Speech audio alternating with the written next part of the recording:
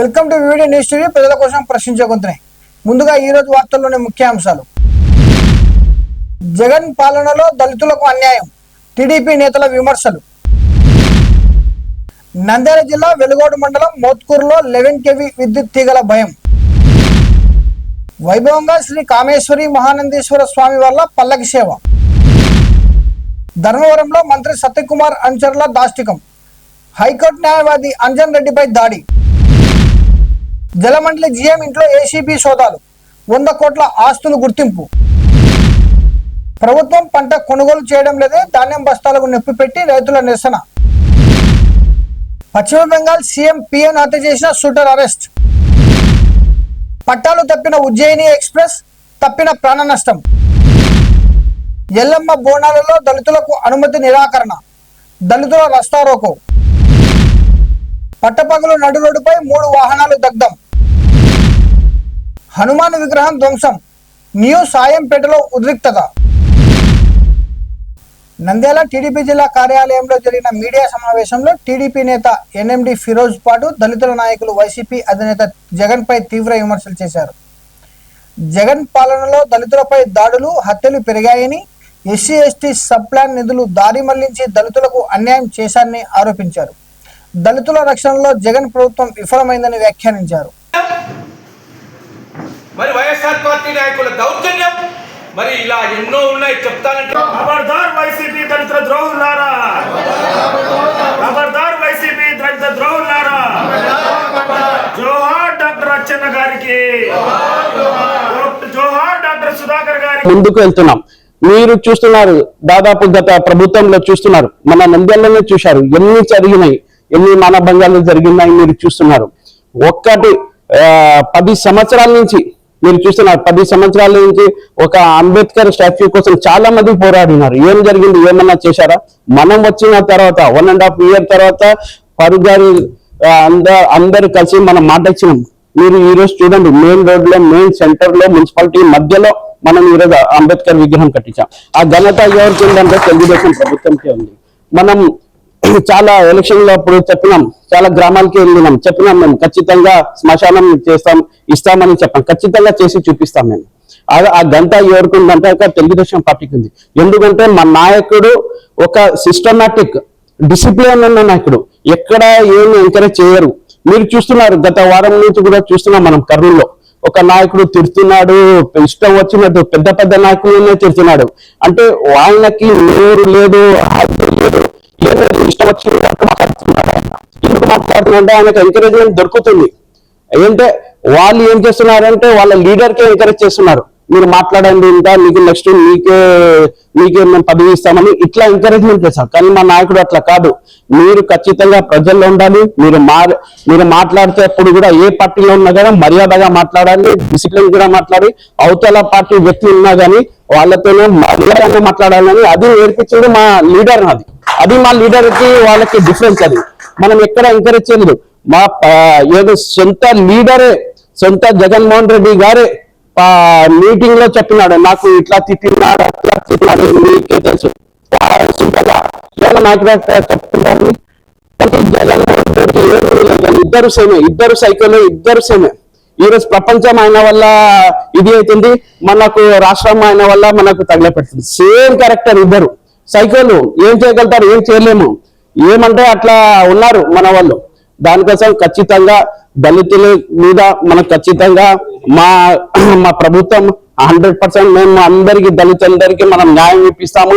ఖచ్చితంగా ఏ పెండింగ్ కేసులు ఉన్నాయో 2019 నుంచి 2024 వరకు ఏ అక్రమ కేసులు ఎవరు పెట్టారో ఖచ్చితంగా మా ప్రభుత్వం వరకు తీసుకెళ్తాం. ఖచ్చితంగా అన్ని కేసులు మేమంతా న్యాయంగా పోరాడి. నంద్యాల జిల్లా వెలుగోడు మండలం మోత్కూరు గ్రామంలో హైవే నిర్మాణం కారణంగా ఇండ్ల పునాదులు ఎత్తివేయడంతో 11 kV విద్యుత్ తీగలు ఇండ్లకు అత్యంత సమీపంగా మారాయి. దీంతో సుమారు 20 కుటుంబాలు ప్రాణభయంతో జీవిస్తున్నాయి. గత నెల 28న విద్యుత్ శాఖతో ఒకరు మృతి చెందిన అధికారులు స్పందించలేదని గ్రామస్తులు ఆరోపిస్తున్నారు.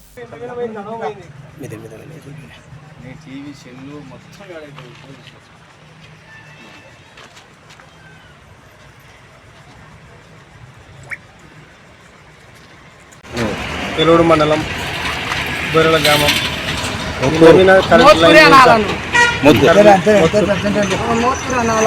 లేవిన కరెంట్ లైన్ పోయింది సార్, పెద్ద లైన్. మాకు ఇళ్ళ ప్రమాదం ఉంది, 20 కుటుంబాలు ఉన్నాయి. ఆ లైన్ మార్చి మా కుటుంబాలను ఆదుకోండి, రిక్వెస్ట్ చేస్తున్నాం. నమస్కారం సార్.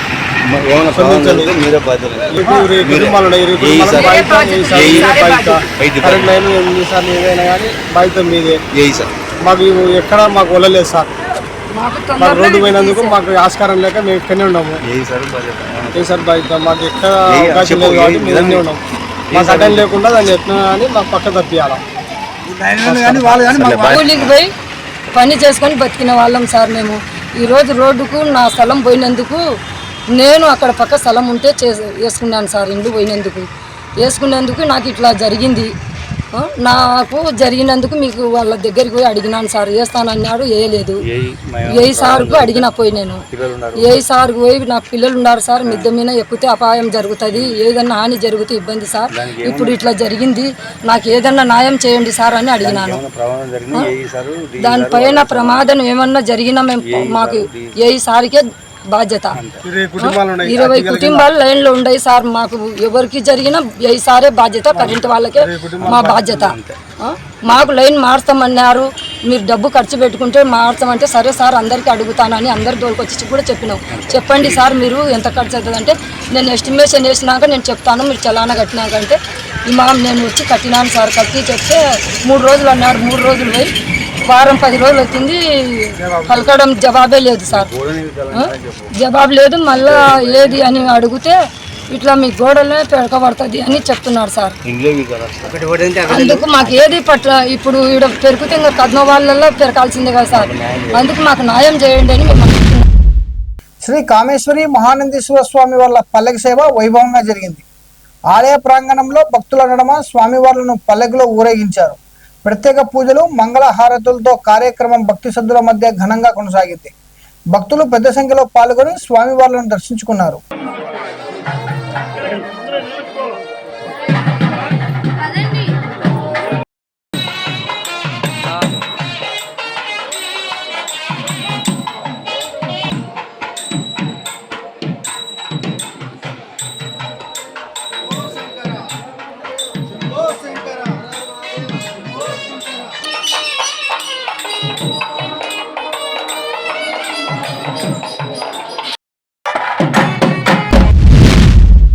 ధర్మవరంలో హైకోర్టు న్యాయవాది అంజన్ రెడ్డిపై దాడి జరిగింది. మంత్రి సత్యకుమార్ పనితీరుపై సోషల్ మీడియాలో ప్రశ్నించిన నేపథ్యంలో ధర్మవరం ప్రభుత్వ ఆసుపత్రికి వచ్చిన ఆయనపై మంత్రి అనుచరులు దాడి చేసినట్లు ఆరోపణలు వచ్చాయి. దాడిలో అంజన్ రెడ్డికి తీవ్ర గాయాలు కావడంతో ఆసుపత్రికి తరలించారు. అభివృద్ధి చేయకపోయినా అవి ఎవరికి బయటకు పబ్లిక్ తెలిసే విధంగా ఫేస్బుక్ లో కానీ సోషల్ మీడియాలో దేంట్లో కూడా పెట్టకూడదని చెప్పేసి పెడితే ఇట్లాంటి పరిణామాలు ఉంటాయి ఎవరికైనా అని చెప్పి కూడా హెచ్చరించారు. మీరు ఇంతకుముందు ఏమైనా పెట్టినారా ఫేస్బుక్ లేదు సరిగ్గా పనిచేయలేదు అనే ఉద్దేశంతో కొన్ని పెట్టిన దానికి మినిస్టర్ గారికే మీరు వ్యతిరేకంగా పెడతారని ఆ ఉద్దేశంతో ఆ మాటలు కూడా మమ్మల్ని తిక్కారు. ప్రవీణ్ యాదవ్ మిగతా వాళ్ళందరూ ఉన్నారండి. వాళ్ళు వేరే ఊరుళ్ళు హరీష్ బాబు అనే అతను తెలుసు నాకు, ఎందుకంటే పేపర్లో అంతా చూస్తున్నాము. ఇంకో అతను ప్రవీణ్ యాదవ్ అంటే రెయిన్బో గ్లాసెస్ పెట్టుకొని ఇంత హైట్ ఉన్నాడు. ఆయన వచ్చేసి నా ప్రవీణ్ యాదవ్ నేను కర్నూలు అని చెప్పేసి నన్ను భుజం మీద చేసి బయటికి లాక్కొని పోయి బలవంతంగా నేను ఏదో మాట్లాడిస్తాను అనుకున్నా, తీసుకొని పోయి పక్కన పడేసి బలవంతంగా కొట్టాడు. ఆయనతో పాటు సుమారు 5-6 మంది ఉన్నారు. హరీష్ కూడా కొట్టాడండి. కొట్టాడు, లేదు బతకలేవు నువ్వు ఈ ఊర్లో తిరగలేవు చంపుతామని కూడా బెదిరించాడు. Hyderabad Jalamandali Red Hills division GM Kumar ఇంట్లో ఏసీబీ అధికారులు సోదాలు నిర్వహించారు. అక్రమాస్తుల కేసులో సికింద్రాబాద్ మల్లాపూర్లోని ఆయన నివాసంలో పాటు బంధువుల ఇళ్లలోనూ దాడులు చేపట్టారు. సోదాల్లో 1.10 కోట్ల నగదు, సుమారు కిలో బంగారం స్వాధీనం చేసుకోగా 100 కోట్ల ఆస్తులు ఉన్నట్లు ప్రాథమికంగా గుర్తించారు.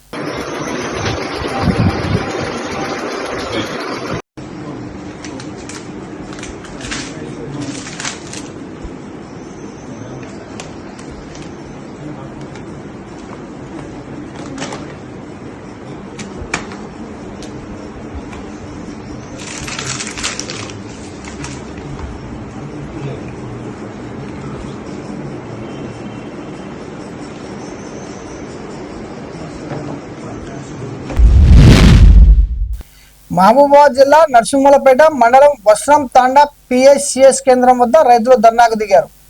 40 రోజులైనా ప్రభుత్వం పంట కొనుగోలు చేయడం లేదని ఆగ్రహం వ్యక్తం చేస్తూ ధాన్యం బస్తాలకు నిప్పు పెట్టి నిరసన తెలిపారు.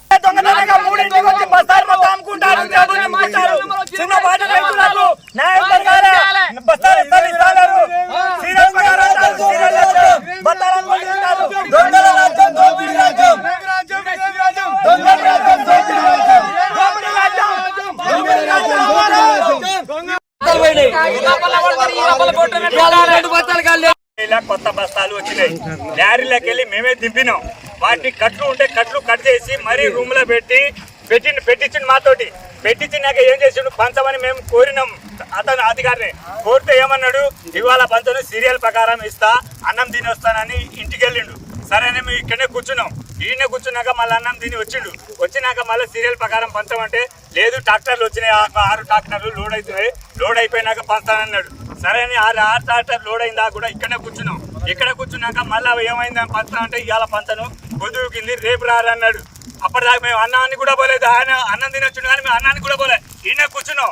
అయితే అంతా 5 అయింది, పని చేసినాం, ఎక్కడో అక్కడ పోయినాం. మళ్ళీ తెల్లారి వచ్చినా కూడా మళ్ళీ పంచ అంటే లేదు, పంచను ఆగు, ఇంకా 5,000 బస్తాలు తెచ్చుకున్నాక 10,000 బస్తాలు ఒకటేసారి పంచుతా, ఈ బస్తాలు ఎటు సరిపోవని నిన్న పొద్దుకు దాకా 5 దాకా మళ్ళీ ఇక్కడనే ఉన్నాం. తారీఖు బస్తాలు వచ్చినాయి. వస్తే ఏమైందంటే సీరియల్ ప్రకారం ఇస్తామన్నా లోన్ ఇచ్చింది రూమ్లో.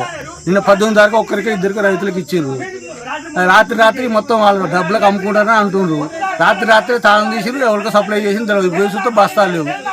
దొంగలు పడరు అంటారు. దొంగలు పడి తాళం పళ్ళు కొట్టాలి. దొంగలు పడి తాళం తీసిరు, మళ్ళీ బత్తాలు తీసుకొని మరి తాళం వేసి ఉంచారు. ఇప్పుడు ఎవరు అటు ఐకేపీ సెంటర్ కాదు, ఒక్కరు కూడా లేరు, మెయింటైన్ చేసే వాళ్ళు ఎవరు లేరు. దానికి బాధ్యత ఎవరు వహించాలి? రెడ్డిపేదరాగారు మాజీ సర్పంచ్. ఇప్పుడు నెల దాటింది నేను పోసి ఒడ్డు వస్తానంటే ఇక రాళ్ళు వస్తానే వాళ్ళు వేరే వాళ్ళకి అమ్ముకుంటారు అమ్ముకుంటారు అని. బస్తాలు మొన్న వచ్చినాయి, 17 ఉదయం వచ్చినాయి.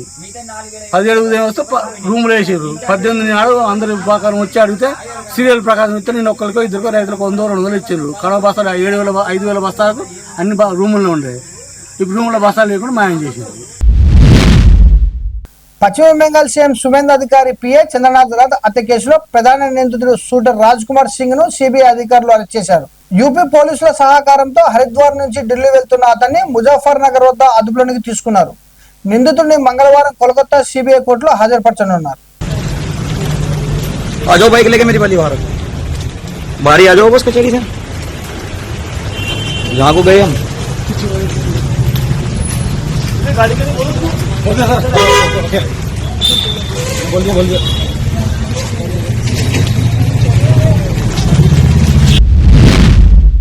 ఉత్తరాఖండ్ లో రుషికేశ్ రైల్వే స్టేషన్ సమీపంలో ఉజ్జయిని ఎక్స్ప్రెస్ పట్టాలు తప్పింది.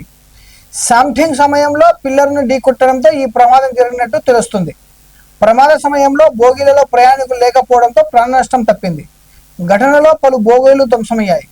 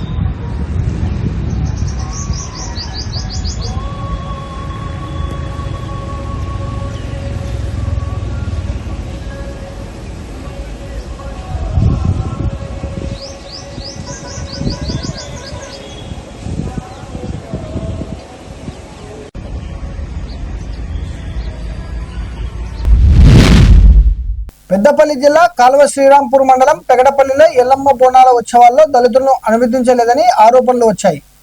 దీంతో దళితులు రాస్తారోకో నిర్వహించారు. రంగంలోకి దిగిన డీసీపీ ముఖ్యరామ్ రెడ్డి దళితుల మహిళా బోనాలకు ఆలయంలోకి ప్రవేశం కల్పిస్తామని హామీ ఇవ్వడంతో ఆందోళన విరమించారు.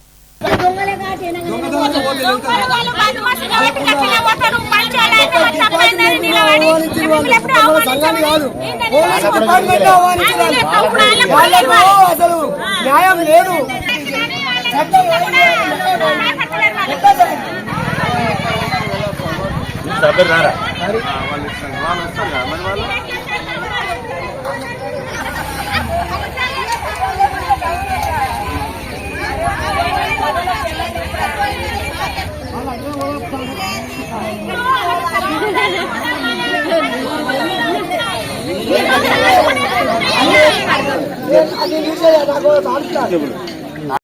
మేము దీన్ని మాక్సిమం ఊరంతా ఒకటి ఉండడానికి ఈ తప్పులు ఇంకోసారి జరగకుండా మీరన్న కోరికలు కూడా ఇప్పుడు ఒక సెకండ్ లో కాదు కదమ్మా, మేము కూడా వాళ్ళని కూడా పిలుస్తాం, మాట్లాడతాం.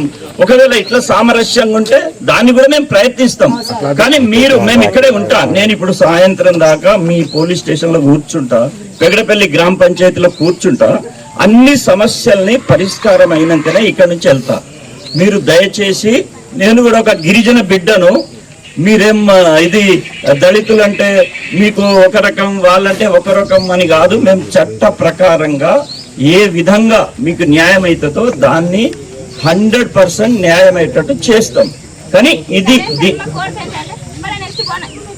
అది చేస్తామమ్మా. దానికి 100 రూపాయల బాండ్ పేపర్, 100 రూపాయల బాండ్ పేపర్ మీద అన్ని కూలంకుషంగా రాసుకుందాం. రైల్వే కోడూరు మండలం బాలుపల్లి చెక్ పోస్ట్ వద్ద ఘోర రోడ్డు ప్రమాదం జరిగింది. లారీని ఇన్నోవా కారు వెనుక నుంచి ఢీకొట్టగా ఆ కారును మరో కారు ఢీకొట్టింది. ప్రమాదం తర్వాత మంటలు చెలరేగి 3 వాహనాలు దగ్ధమయ్యాయి. 3 గాయపడగా వారిని తిరుపతి ఆసుపత్రికి తరలించారు.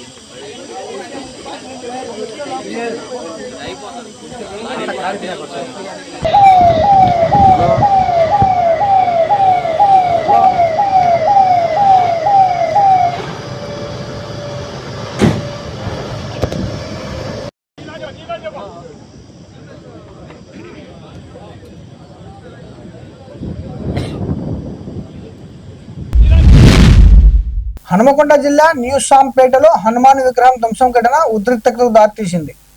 ఘటనా స్థలానికి హిందూ సంఘాలు, భక్తులు, బజరంగ్ దళ్ కార్యకర్తలు భారీగా చేరుకొని నిరసన చేపట్టారు. న్యూ షాంపేట ప్రధాన రహదారిపై ధర్నాతో వాహనాల రాకపోకలు నిలిచిపోయాయి. విగ్రహం ధ్వంసం చేసిన వారిని వెంటనే గుర్తించి కఠిన చర్యలు తీసుకోవాలని భక్తులు డిమాండ్ చేశారు.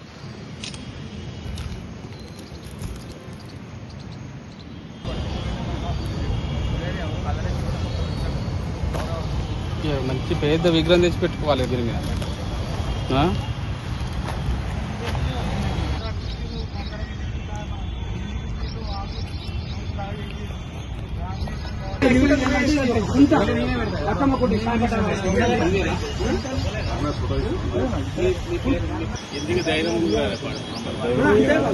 ఏదేమైనా కూడా తెలిసిన ఒక విషయం చెప్పినా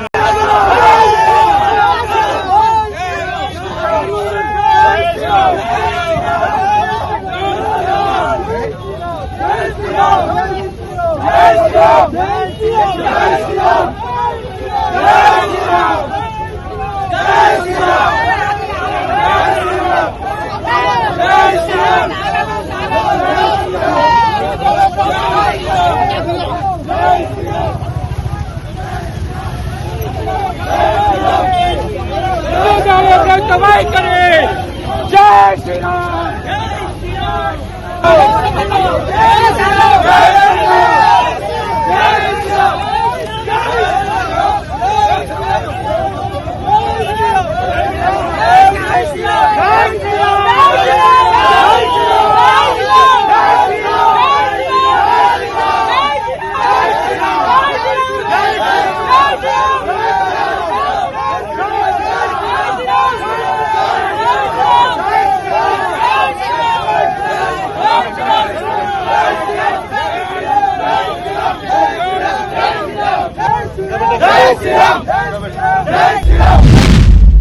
మరిన్ని అప్డేట్ కోసం చూస్తూనే ఉండండి వివిడి న్యూస్ టీవీ, ప్రజల కోసం ప్రశ్నించే గొంతునే.